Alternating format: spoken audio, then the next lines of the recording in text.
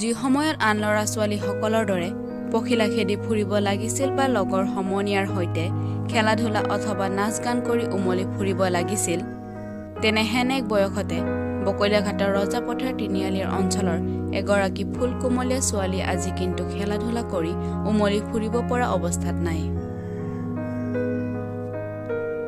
কাৰণ তাই বৰ্তমানৰ সুদূৰ হায়দৰাবাদৰ ৱাছাৱাটাৰাকাম স্থিত ইণ্ডো আমেৰিকান কেঞ্চাৰ হস্পিটেলত এগৰাকী কেঞ্চাৰ ৰোগী হিচাপে চিকিৎসা গ্ৰহণ কৰি আছে।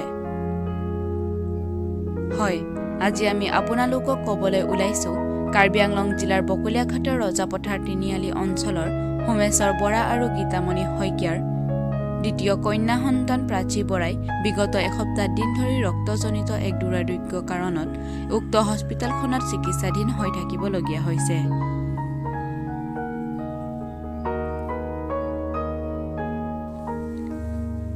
বকলীয়াঘাটৰ ভুইবালি বিদ্যাক্ষেত্ৰৰ ২য় শ্ৰেণীৰ ছাত্ৰী প্ৰাচী বৰাৰ বৰ্তমানৰ বয়স মাত্ৰ ৮ বছৰ।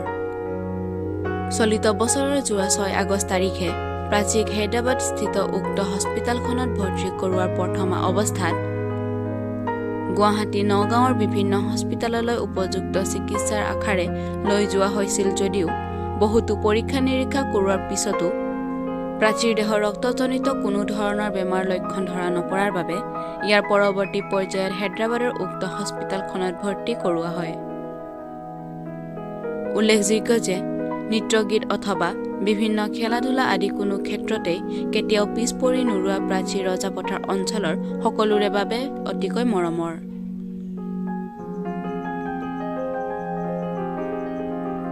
সকলোৰে মুখে মুখে যেন কেৱল প্ৰাচীৰ নাম। প্ৰাচীৰ পিতৃ পেছাত এগৰাকী সাধাৰণ খেতিয়ক।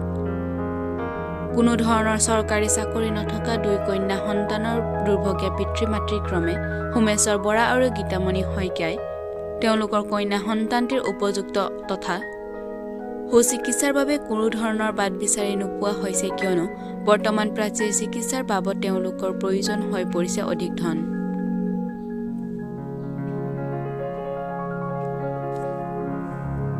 খেতি কৰি কোনোমতে জীৱন যাপন কৰি অহা দুৰ্ভগীয়া পৰিয়ালটোৱে এতিয়া কেৱল মাথো আৰ্থিক অনাটনৰ অভাৱত নিজ কন্যাৰ মুখলৈ অসহায়ভাৱে চাই থাকিবলগীয়া হৈছে।